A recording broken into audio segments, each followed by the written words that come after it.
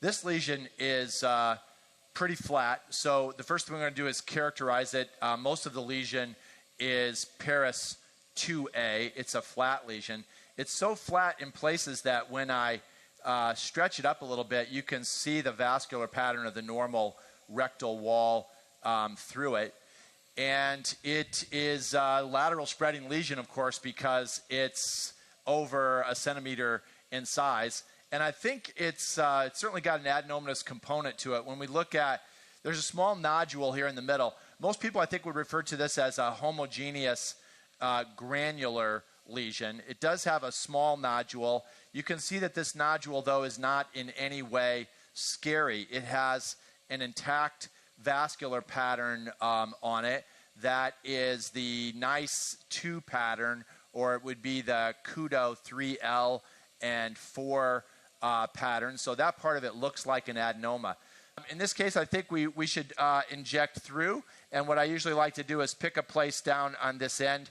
And Nils, I'll have you start the fluid in, if you would. We'll start injecting, and then we'll sort of try to pop into the submucosa.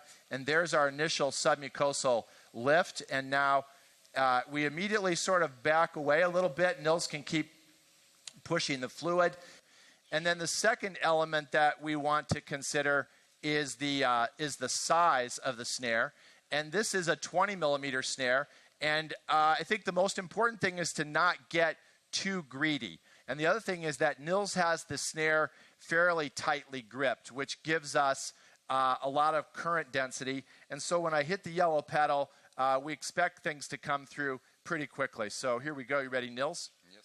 And you can see that as soon as I hit the pedal, we came right through the tissue.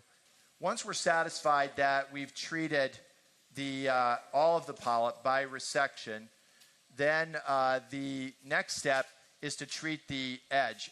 And we're just going to use the snare tip on soft coag, and we'll treat this edge. And the idea is we go around the entire circumference doing this. And this is, people refer to this as snare tip soft coagulation.